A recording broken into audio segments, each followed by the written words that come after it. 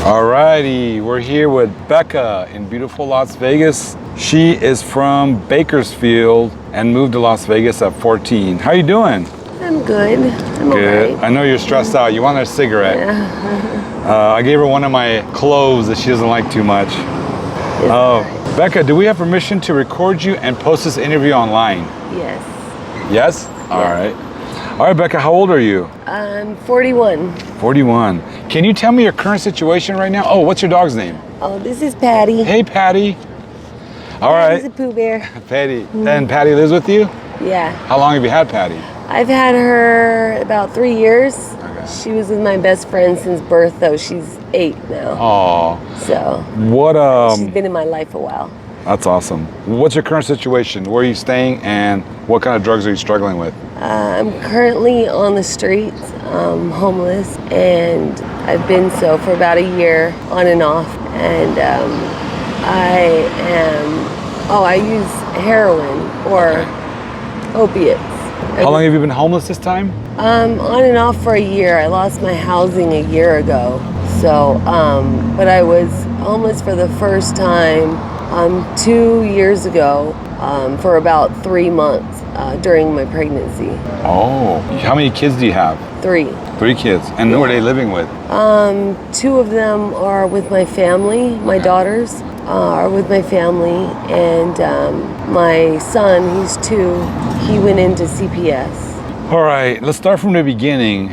You went to high school in Bakersfield or here? Here mostly. Okay. What was life like in Bakersfield back in the day?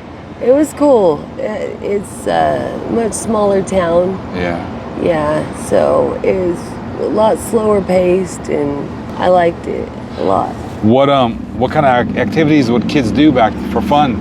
Normal kid stuff. Yeah, I was a tomboy. I was raised by all boys. Oh yeah. My mother left when I was 3 years old.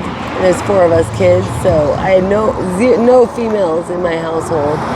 And so I was really into sports, and we'd build forts and just outdoors all the time. That's cool. I got into skateboarding and snowboarding, so. You have all brothers? I have 2 brothers and 1 sister. She wasn't really a part, but she went to my aunt's mostly. All right, so we came here for high school. How was your grades?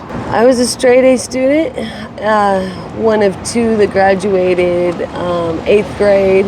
We had a whole graduation. I went to a nicer school. Yeah. And one of 2 students that graduated on what they call principal's honor roll. Yeah. So I was straight A student. All through high school too? High school, I started out that way, and when I moved here at 14, and it being such a huge difference, I almost dropped out. I ended up graduating, but I pretty much just lived for snowboarding, and I hated school here. Where did you go snowboarding? Lee Canyon. Where? Mostly in Lee Canyon. Lee Canyon, okay. And Mount Charleston. Okay. Yeah. So you did snowboarding and your grades were great until you got here and it went down a little bit. Yeah. Okay. When just the school, it was just a culture shock here. And I just felt like teachers didn't care, nobody cared. My family dynamic was just so different. All of a sudden, my mom was here. We never knew my mom and lived with my mom. And just everything was different. Yeah. And so I just totally lost interest in school, and yeah. Who'd you live with? My family. Well, Your dad? Yeah, my dad. My dad raised us. And now our mom was here with us, and I didn't realize at the time she was getting clean. Yeah. And then all of a sudden my sister was in the home full time, and both my brothers. Okay, so wait, so your mom left you when you were 3 in Bakersfield, but then she came back into your life? Yeah. Okay. They never divorced. Oh, they got back together? Yeah.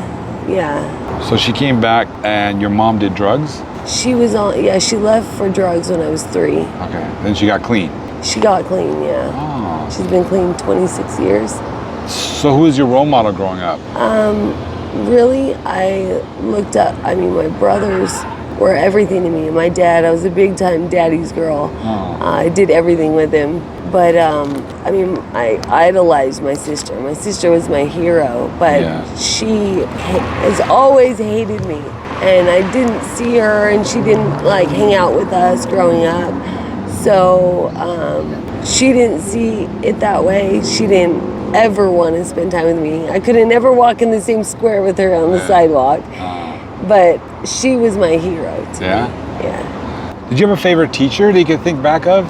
There's a few cool ones. Maybe. You want to give a shout out to any special teacher that helped you out, maybe? My woodshop teacher. Woodshop teacher? Yeah, he was cool. What was your favorite subject? Science. What did you dream of becoming when you were a little girl? I wanted to be a helicopter pilot. Oh yeah? You were good in science and math? Yeah. Math, I kind of struggled with, but all my family members are so good at math. They're land surveyors, so they're really, really good at math. My mom is like a human calculator. She's so smart, but I feel like I'm the one like who kind of struggled in math, but science I'm actually really good at. Yeah? Yeah, I love science. Did you go to college or no? I did, what would you call it? It wasn't on the internet, but it was just I can't think right now, like a career institute for medical billing and coding. Yeah. Were you ever abused, sexual or physical or emotional? No, I wouldn't call it abuse. You know, we got spanked with a belt and we named the belt Tony. Tony the belt? Yeah. Okay. But then when it snapped, we were very happy. Yeah. But it wasn't anything outside of the normal. But there was a lot of emotional abuse?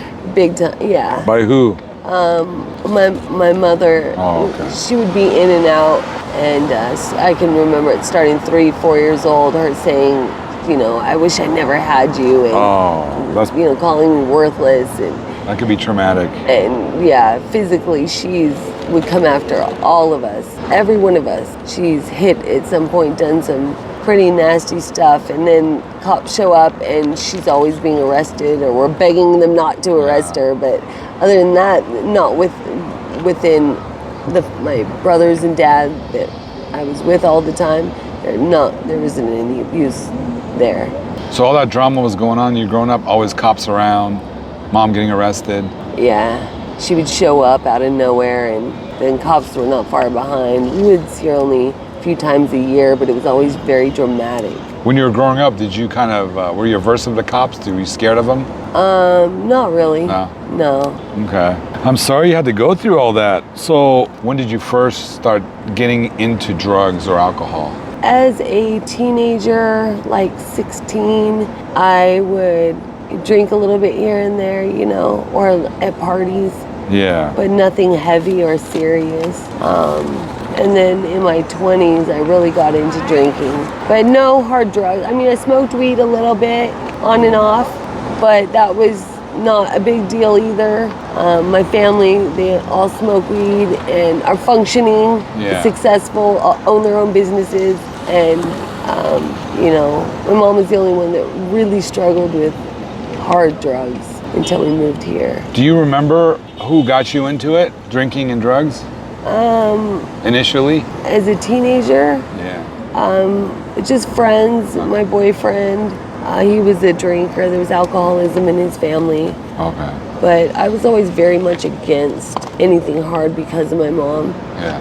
And had a very soft spot. I've always had a huge soft spot for addicts because of it.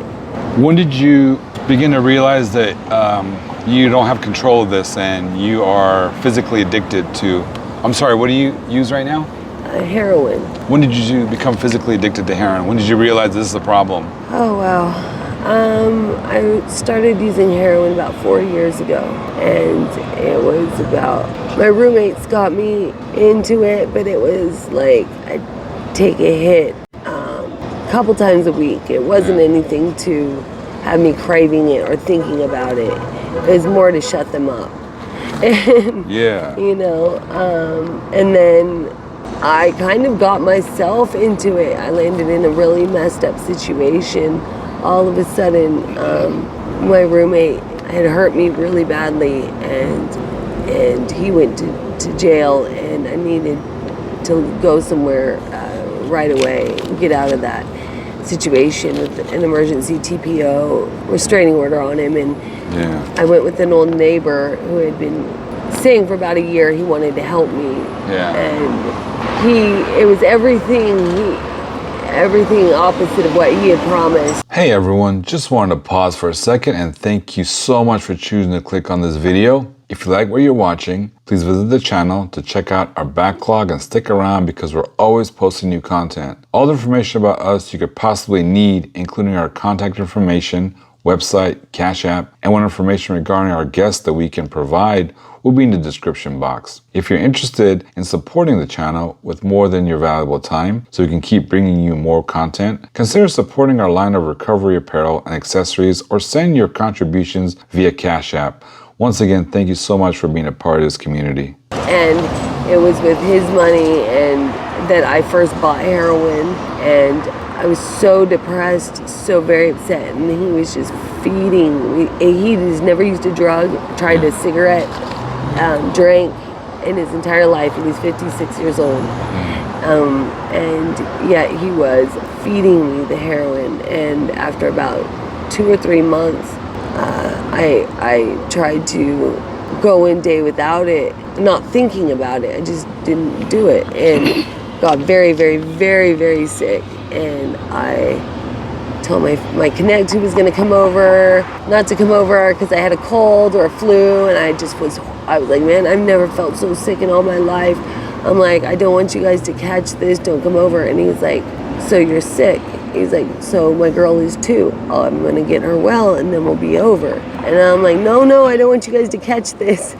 And he had to literally like spell it out for me, like, so we'll come get you well. I was like, I always thought it was so weird how they used to talk about being sick and getting well. I'm like, why is your girl sick all the time? But I didn't want to say anything. I thought maybe it was sensitive. Maybe she was really on her deathbed and I didn't understand. I didn't know it was the heroin. Now, who was this 56-year-old guy again? He was an old neighbor of mine, and he kept saying, you should let me help you, you should let me help you. And there was no heroin in my life at that time. And he kept saying, you should let me get you a place for you and your daughters for a year. And he ends up being, I didn't know his mental issues were as deep, personality disorder as psychopath. I didn't know at all what I was getting involved with, and it destroyed my life completely. Are you currently diagnosed with any mental illnesses? Yeah, I've been diagnosed with PTSD, post-traumatic stress disorder, and anxiety and bipolar. Okay, bipolar. Yeah, and then in recent times, I've had 2 doctors tell me that they say 50% of all people diagnosed with bipolar are a misdiagnosis. It's displaced anger. And so I've been reading into that after I've had a couple doctors tell me they don't believe I'm bipolar. And I never felt I was either. I have characteristics of it, but I totally, so I think it's diagnosis? Yeah. I'm sure you're not taking any of your medications. Right? No. Okay. I'm not. So, Becca, when you said when you were 19, you had some experiences with sex work? Yeah. But not full out walking the streets or anything? No, I've never walked the streets. Okay, what happened? Explain what you did. I just have a lot of friends who have my very best friend growing up. Yeah. She started stripping when we had our first apartment at 17, 18. And she went on to own the top escort company out here. So I went with her on a lot of different calls and events and things like that. So I have experience. And then I had done multiple bachelor parties with her and another girl. And I went on multiple calls with her. What went down on these bachelor parties? One of them, we went to the lake and rode jet skis and just partied and went back to their place and danced. And to be honest with you, there was several that I have been on with her where I end up pretty much robbing the guy. You're robbing guys? Well, they're dancing and they're, getting their money that way.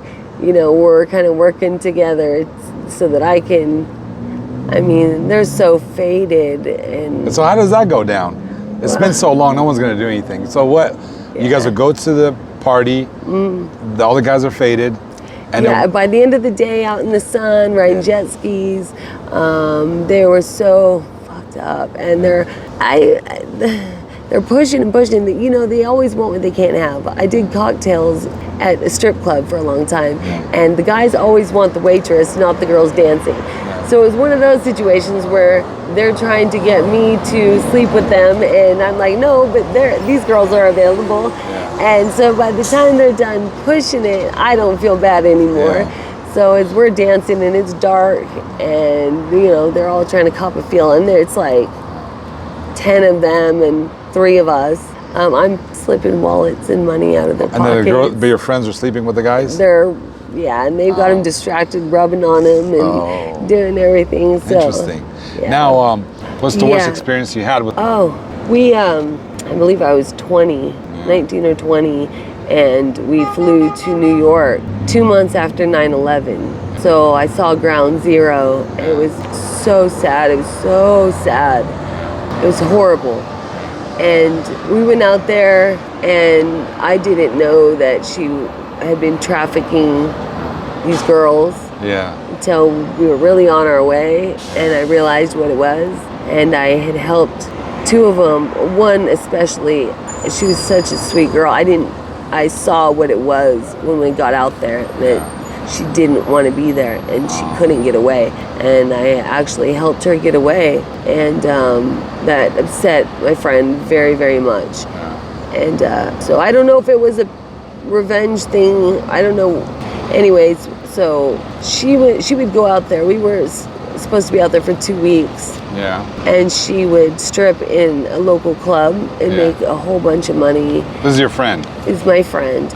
And so while she was doing that, she would have calls set up for the girls back at the hotel. And she had set up a call for me, unbeknownst to me. So there was a knock at the door, and gentleman's like, well, he had, been scheduled for a girl. And I said, I'm sorry, you must have the wrong room, or, wrong girl, but I'm not doing this. And he tried to tell me I was going to do this. And anyways, I get him out of the room, and almost immediately after, there's another knock at the door, totally different guy.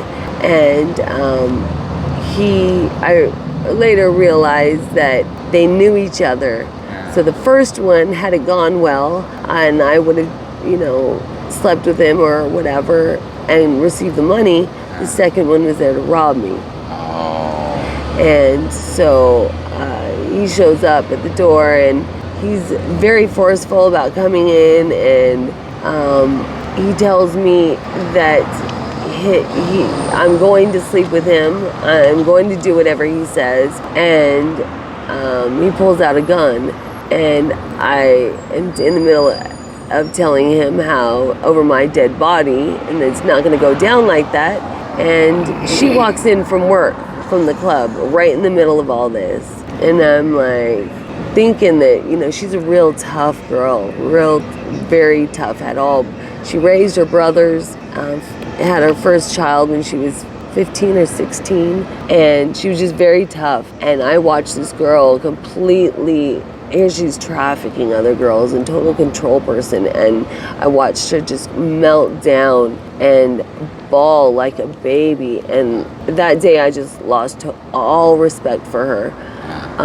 She left me hanging. She had scheduled them, and knowing that I was alone there in the room, and then walks in to me with a gun pointed at me, and rather than back me up, she breaks down crying and begging and just so reduced down. And I'm like, what the hell is wrong with you? I was shocked by it, but ends up that guy was completely shocked. He wasn't expecting that kind of reaction out of me.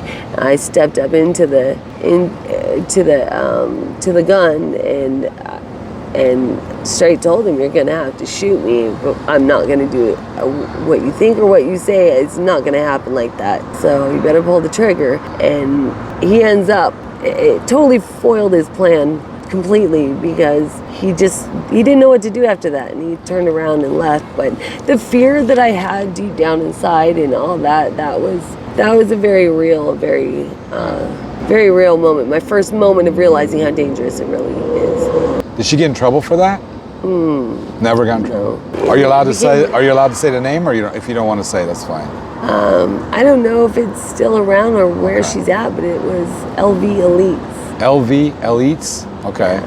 And it was a top escort service. How did she get started into that? When we were 17 and 18 and we had our first apartment, I was working 3 jobs. Yeah. We both worked Porta Subs, Office Max, and I forget the third place I worked. But I mean, riding the bus and just barely getting by, and she's got a 2-year-old at that point, and it just wasn't enough. And so she said she's gonna go and start dancing. And I remember her first night doing that, and it just built into where And you guys did this together? She danced. Okay. Because I was always the tomboy. Okay. So, yeah. Did she do drugs or drink? She always smoked weed. That's it, okay. Yeah. And you weren't heavy into drugs back at that time, right? I didn't use. Okay. I would drink. Okay. We would mess around with ecstasy, but nothing. So you weren't your traditional prostitute ever in your life, right? Right. Okay. What is one of the worst experiences you've had though on the streets while you've been homeless? There's just been so many, and it's very emotional, especially while I was pregnant 2 years ago. Waking up in different places, with police, saying I was left for dead, and I was in really bad shape in that pregnancy. I had really bad high blood pressure, and like 220 over 120. I didn't know I was in critical. Whoa, that's high.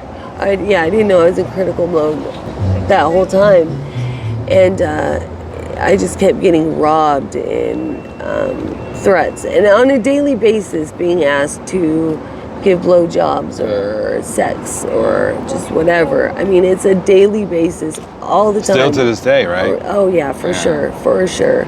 And I looked horrible. I was really, the high blood pressure makes you swell up. So I looked like a big girl. Yeah. I didn't look pregnant.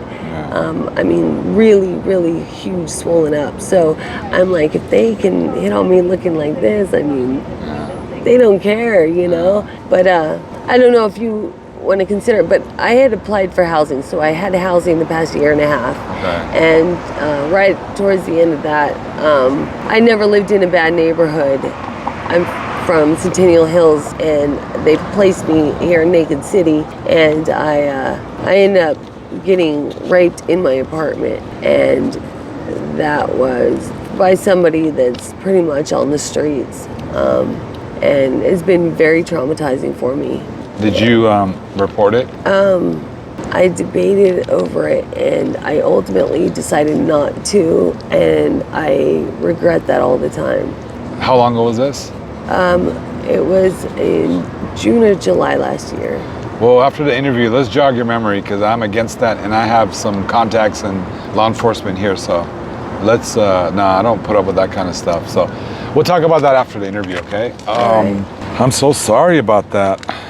Yeah, it's actually, if I can add to it, even worse, about a month after that, I was walking to the store one day, and somebody that I knew that I had when I had my apartment, I used to let him come over and shower, and he'd always bring different prostitutes over and try to rent my room and stuff. But I was always cool to him. I liked his dog. He had this big pit bull that used to love coming over, and I'd let her stay for days and let her get a break from the streets. So, but we had a hard time getting along. And last time I saw him, there was an altercation about 2 months prior. So when he approached me as I'm walking, he had that in mind, and I didn't know. And he said, "I've been looking for you everywhere. You don't ever come out of your house." He ends up trying to push me to accept a ride from him, and I said no about 13, a ton of times.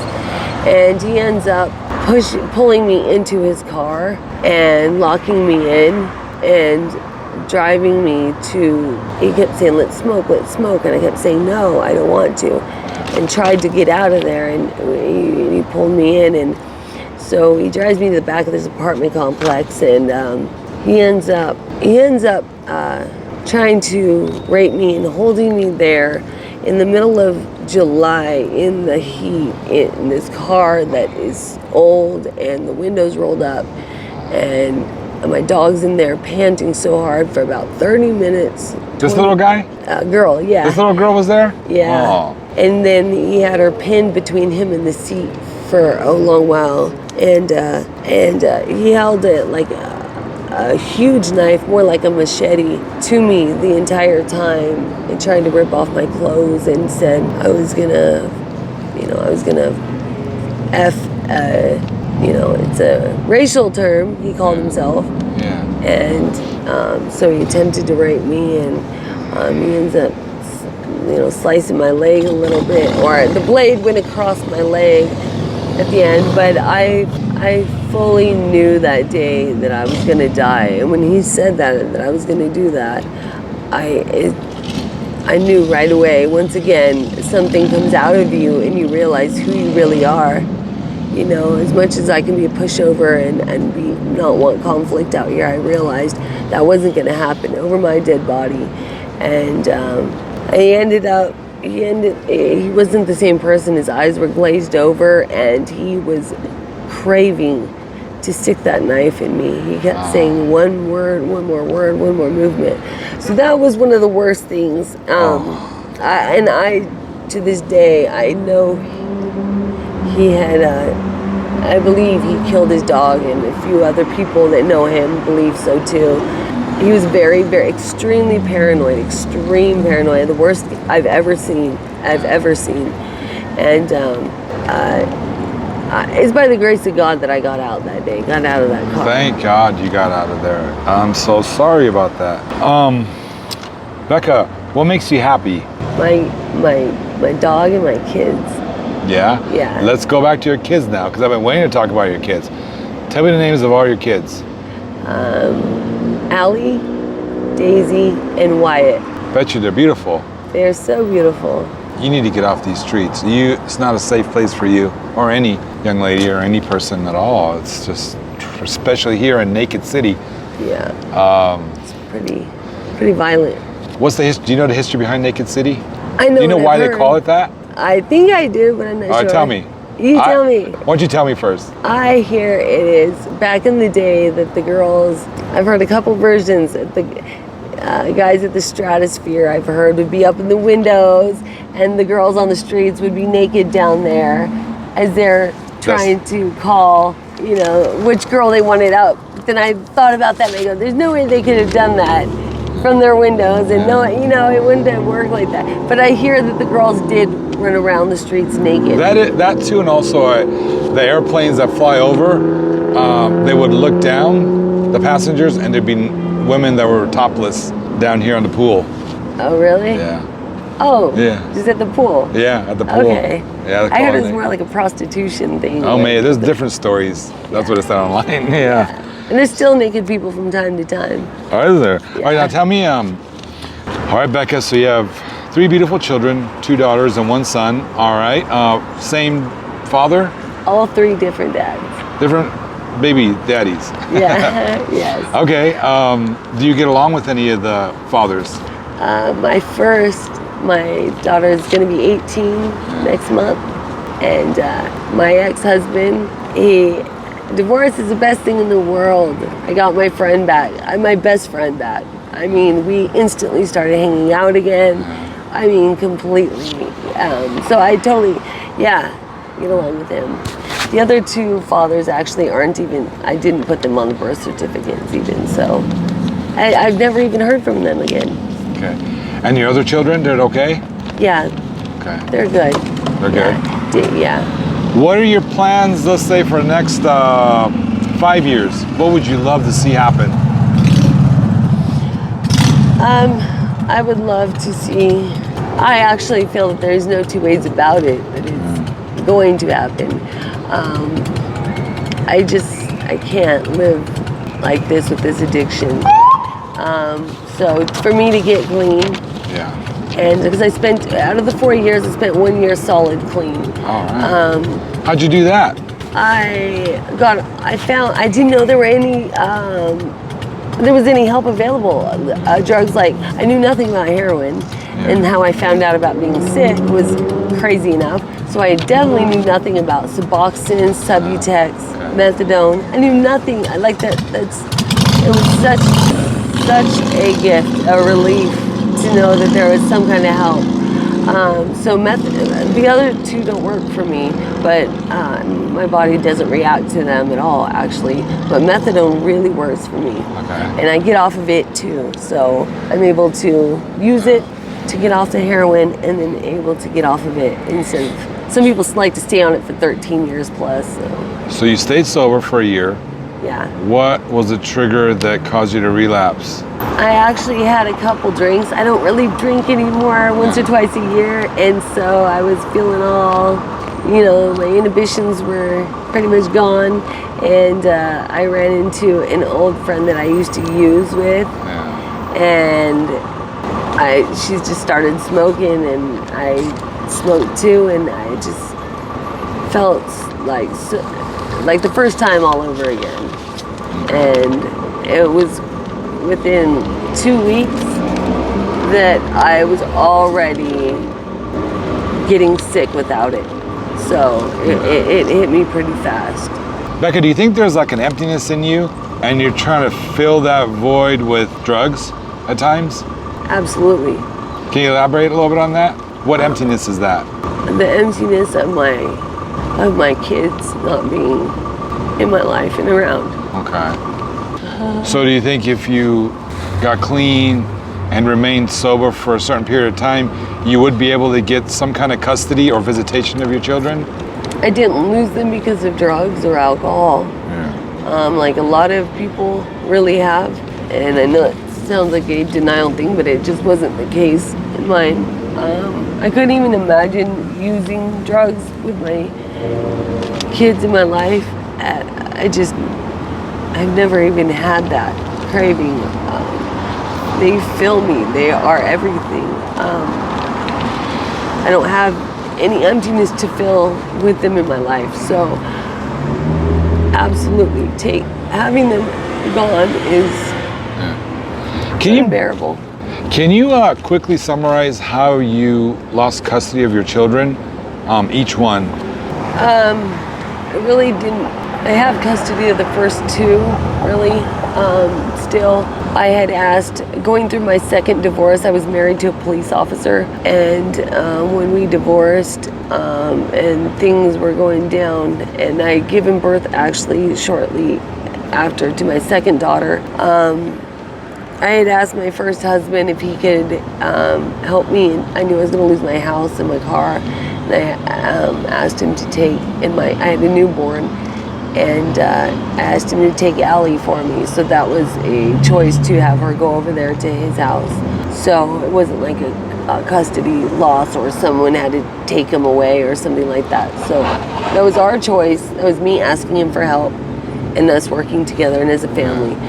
And then my second daughter, I had asked my parents to help me out with her because that was also when I was losing my home and stuff.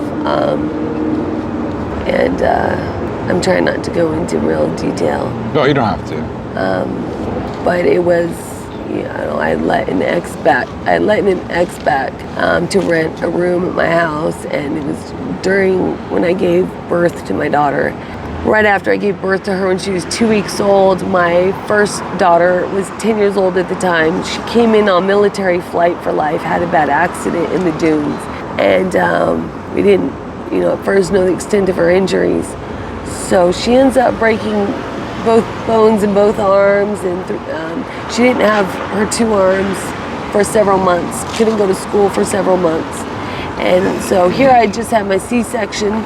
Wasn't even fully operating, sitting up or anything, driving even yet at first. And I had a newborn waking up all through the night, and now I have my 10-year-old home for a couple months with two broken arms. So I'm like everybody's arms and everybody.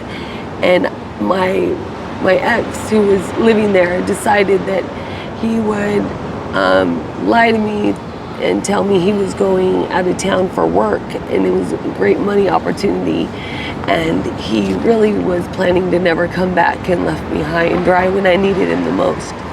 So. Hi, welcome to California. What can I do for you? And Hello? and it was, silly me and dumb me for like 325. giving him that kind of chance and that kind of room, letting my guards down after he had already fooled me twice, You're good. It's just, after his first 2 times of fooling me, he came back with a pretty substantial amount of money and apologies, and asked me if he could move in and help me with all the painting and all this stuff. And I'm, pregnant with my daughter and by myself. And so anyways, he wormed his way back in just to leave me high and dry immediately after I gave birth and I needed someone the most. And of course, my mother is Mother of the Year, and never even text to say how are you and the girl's doing, right when a girl needs her mom for that one time in my life. And instead she went behind my back. I already had to tell my landlord. I lived in a way too big of a house, by myself, 2,000 square foot house. I had 2 cars and all, on my own, and unable to work. I went on full bed rest, pregnant, gave birth, and now I'm home with my girls, and I just couldn't sustain by myself. So that's really how I lost everything. And I had to ask my parents for help. And my mom had gone behind my back to my landlord, actually, and had said, it was pretty cool. My landlord was working with me and letting me stay there. She said, I need to get a renter in, but I'll let you stay there as long as I can without being able to pay rent, since my roommate ex had left me like that. And she was being really cool, and she let me stay there about 3 months, and we were pretty close. And for some reason, rather than my mom come help me to bathe my daughter when we had to hold her arms up and stuff, and it was way too much for me with no cord to, after my C-section, to be able to do all this. And I was spread so thin, and she rather than come help at all, she went behind my back and called my landlord and started bad-mouthing me. My mom is nowhere on my lease. She's never done anything in my life, she shouldn't have had that power, but she got in my landlord's head and bad-mouthed me. I don't even know why to this day. All we can figure is she needed to make somebody in the family look worse than her for all the mess she created and her own guilt she carries. And she pretty much helped just devastate everything I had and any chance of getting back on my feet. When was this? My daughter's 7 now, so right when she was born, so that was then. And it was just a slow crumbling of everything, and having no family and no support. My mom spread these rumors, and it spread to family in California, and she began this thing of, this is shortly after my second divorce, of just cutting off any family that I had and I don't even know how it got as far as it did, but I lost everyone I love. It gets more complicated than that. My sister was being there for me. For the first time in my life, I was having a relationship with my sister. And my sister, my brother-in-law, her husband, but he was my brother since I was 16, had committed suicide. Oh, I'm and sorry. so she relapsed, and she had in her head that I had slept with my brother before he died and all this. So she helped with my mom spread these rumors that there is no truth to, and I had no support at that point. I had no support and lost everything with nowhere to grab onto, no one to turn to, So it wasn't until several years after all that I even tried drugs. So I held in there for a while. So you weren't doing drugs while this was going on? Not at all. Drinking? I was breastfeeding. I'm Drinking or not? Nothing. Oh. Nothing. And then it spiraled out of control and you started doing drugs? After several years. Yeah. Yeah. And you were clean for a year? Yeah. Okay, let's talk about any past, have you been to AA, NA? Yeah, I've been to NA before, but that was before heroin. Okay.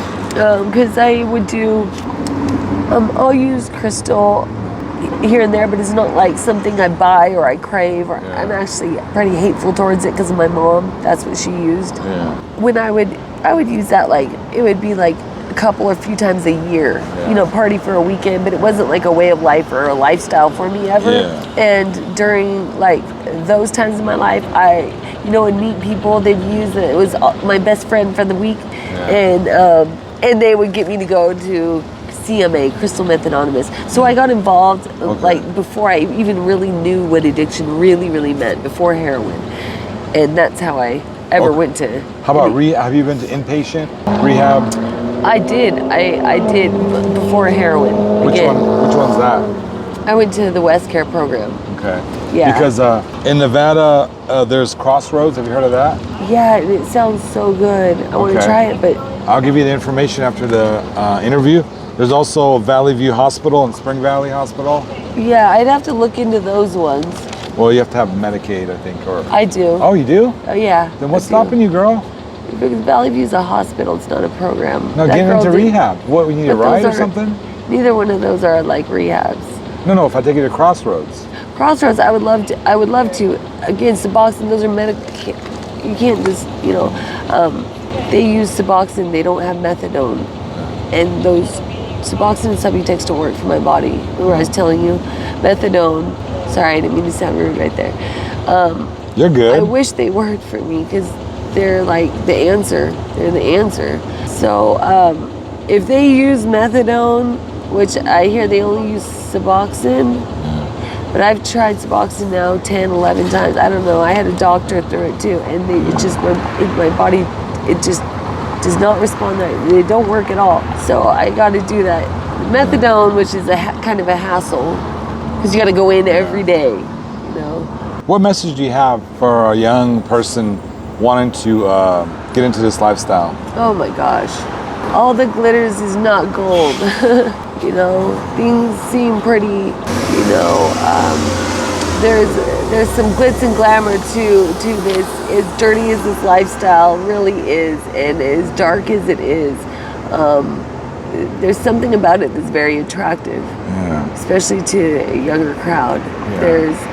They think that, oh my gosh, and you know, and especially in using crystal, it really is an epidemic. It all fades very quickly. It's not what it's cracked up to be, you know. It all has to come crashing down. It only ends in, what do they say, death, institutions, or jail. Yeah. So, and that's the truth. That really is the truth. Time and time again, it's not worth it. It's not worth it. This lifestyle, I wouldn't wish it upon my worst enemy. On that topic, Becca, have you ever been incarcerated? I have. Nothing serious. I'm not a felon. And I just actually went to county jail for my first time in November and December. Okay. For something I didn't do. My old neighbor, when the housing put me over here in Naked City, I didn't get along with the neighbor. And they, 2 months after I moved out, accused me of breaking into my old place. And it's pretty sad that you can just call the cops on anybody you don't like and accuse them of something, and pointed my picture out of a lineup of people. And because of course they knew me, I was their neighbor, of course they could say that was me. But it wasn't me. It all got dismissed, but it caused me to lose my dog twice. I had to pay all the fees, and then the cops the second time, they did me pretty dirty. They gave away all my belongings and my dog, took her out of my arms and put her in the arms of a girl, a prostitute out here that I only barely knew her name, but they gave my belongings and my dog away. This little guy? Yeah. Girl? Okay. That was the beginning of December 2nd, and I just barely found her. Like, I went on a full hunt with multiple, I mean, I can't even tell you the work that went into this. It was 4 days of a stakeout, and it took about 2.5 months. I just barely got her back in March by hunting her down, like, and you know, someone got beat up and things just, but I got my dog back, and I can't even tell you, I didn't smile or laugh, I think even one time in that 2.5 months. While we're on that subject, obviously you're in jail, you weren't using drugs. Can you describe severe withdrawals for us? Oh my God. Yeah, it's like the worst flu in the world.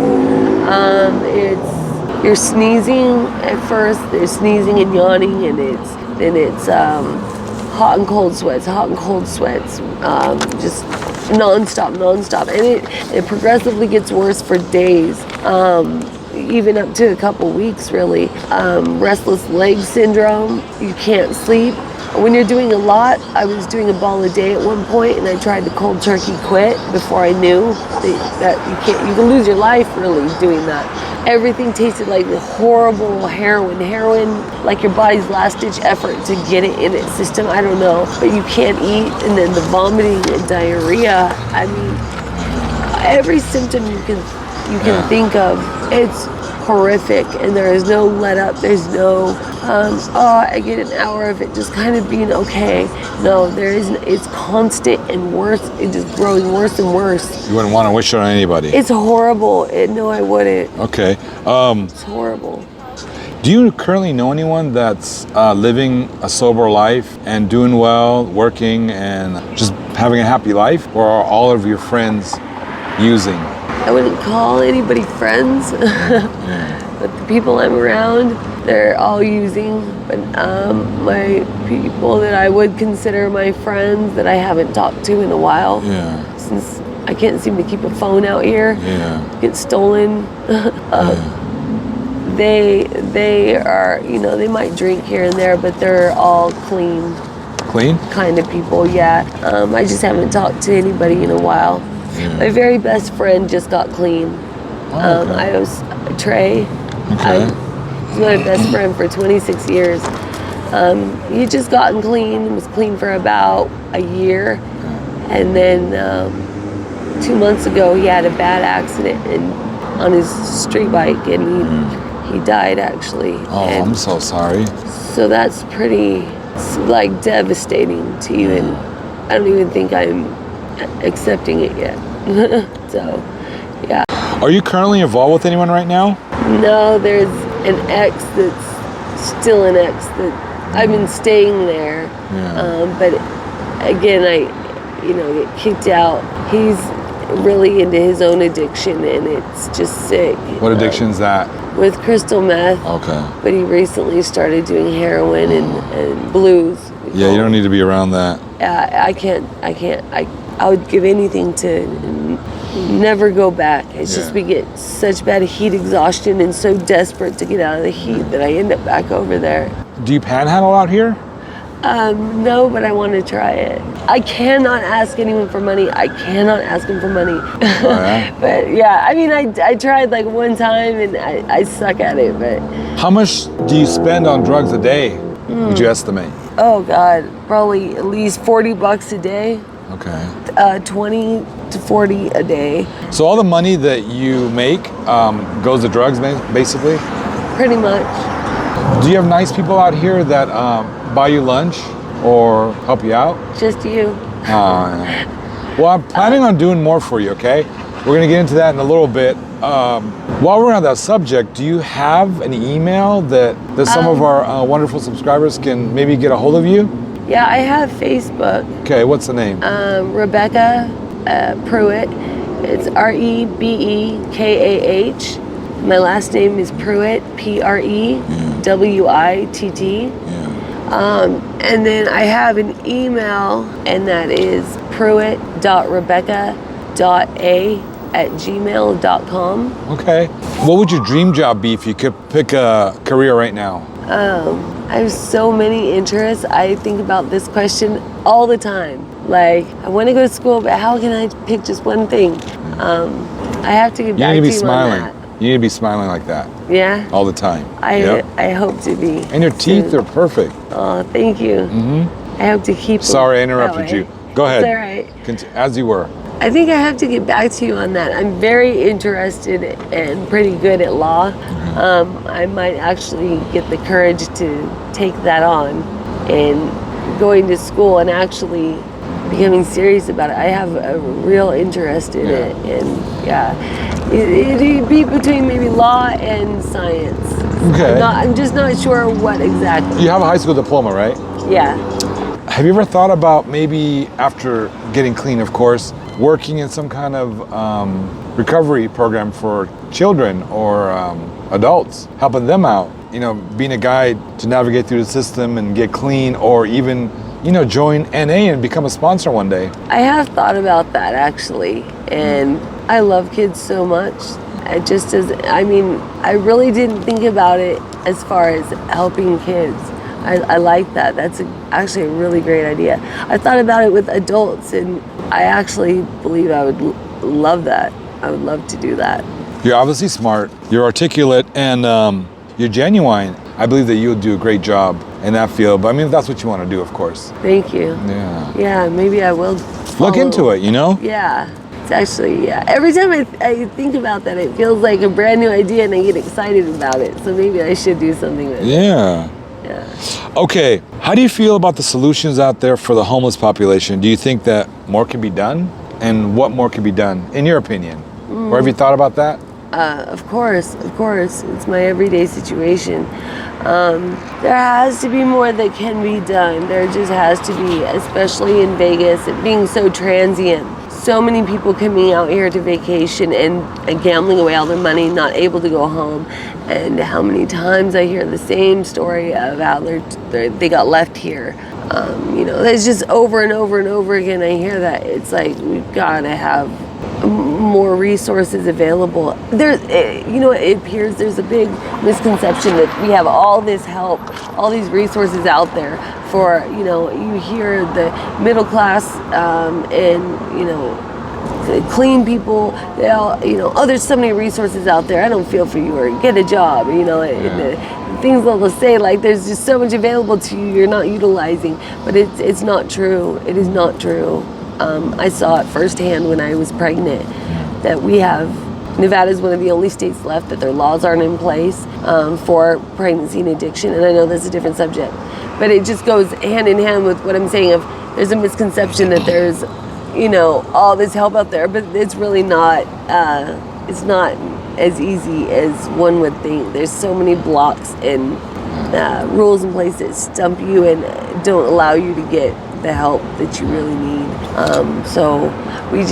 I would probably need a lot more funds available, or funds to be going to the right places, allocated to the right places, and actually being used properly. I just don't know what that looks like as far as those numbers or anything like that. It's just we really need more properties even available, just the housing available. Yeah. These lists are so long. Yeah. Hundreds and thousands of people on these waiting lists. Yeah. All right, Becca, I'm not trying to place the blame on anybody or any of your loved ones, but do you believe that if you had different parents or a different home life, that you would be somewhere else in life right now? Absolutely. Okay. Absolutely.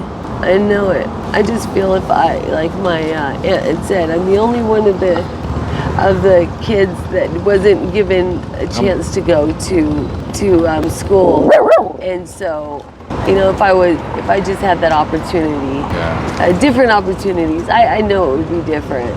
What kind of relationship do you currently have with your parents? Virtually non-existent. Non-existent? Virtually non-existent. Oh, you want to take a break for a second? You want to talk to him? Can we? I just want to smoke. Do you have a cigarette? So, Poopy likes you. I still talk to my dad here and there. I was seeing him and talking to him more.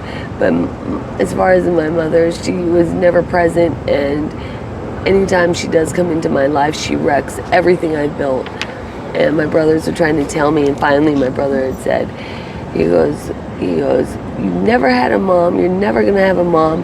Deal with it. This is the hand you were dealt. Every time you let her back in your life, everything, you get a year or two without her and you build everything up. Yeah. She comes into your life and you're using drugs within 3 weeks. And your life's a wreck. My mom, she has no place or purpose in my life but to destroy. She's not using anymore though. No, but she doesn't even understand what recovery is, doesn't believe in recovery. She thinks, well, I'm off drugs, that's fine. But no, she functions every day running a business. The way she talks to people, it's just, it's like she's not off drugs at all. Okay, what's the best thing about your life right now?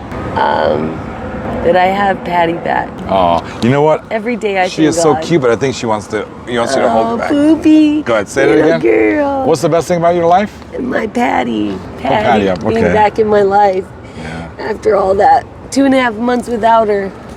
What makes you the happiest besides Patty? Oh, makes me the happiest. Just thinking about my kids and them doing good. It's hard to live a life suddenly without them and not think about them. And maybe, When was the last time you saw them? it's been a while. Okay. It's been a while. Sorry. It's fine. What's your most cherished memory as a child? I have a lot of good ones.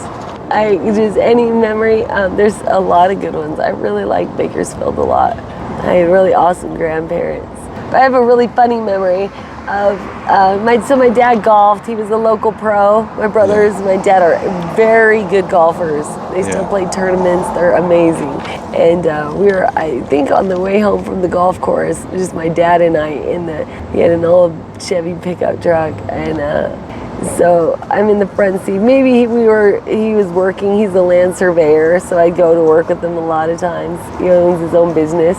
And I'm in the front seat, and we're going down the highway, and we pull up to a stop. We're about to turn off, and there's this little old lady in a car next to us, and my poor dad.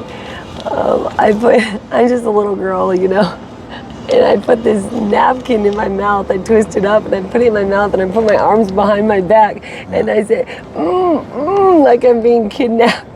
To this little old lady, like, help me. And my dad's in the driver's seat. Rebekah, stop. And he's trying to be mad, but he's like, Rebekah, stop. And I'm just like, help. But I was playing it like for real. Yeah. Like, help me, because it's in the middle of nowhere where we were. And this lady is this little blue-haired lady looks up and she goes, and waves at me like, hi. I'm like, I take the napkin out of my mouth. I'm like, she's supposed to help me. Yeah. She just waves hi. So you were a little troublemaker. A little bit, yeah. All right. My dad laughs so hard when he thinks about that. Like, oh my God, I can't believe you did that to me. What kind of music were you listening to back there in Bakersfield when you were a kid? My first cassette tape and CD was Mariah Carey, Janet Jackson, but I got into punk rock pretty young. Punk rock? Yeah, I love punk rock. What kind of artists? What? I love NoFX and Social Distortion. Okay. Yeah, Pennywise. Okay. Sublime. Sublime. Yep. Yeah. What's your favorite movie of all time? When I was younger, it was Annie. Annie. And the Indiana Jones movies. And the Goonies. I know there's so many good ones. I'm not really sure right now. It's so hard for me to pick favorite artists and favorite movies. Okay, those are some classics. Is there anything I can do for you before I go, Becca? Besides, helping you out a little bit and giving you some contact information for different places, and we're going to talk about your incident last year. You've already done so much for me. Oh, I haven't done anything yet. You really have. I know I keep pushing this, but let's talk one last time before I go. Sorry, what is your plan now? Exit strategy. Let's say you get the support you need tomorrow. What would your plan be to get sober? I keep praying that I could go to Crossroads and one last shot at Suboxone. Maybe it'll, by some fluke, work for me. That would be such an answer to my prayers. Okay.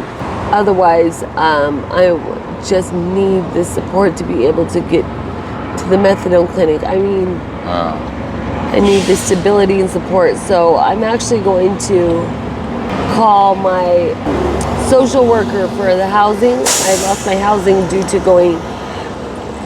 those accusations that I broke into my old apartment that got dismissed. Yeah. With the reason why I went to jail for my first time.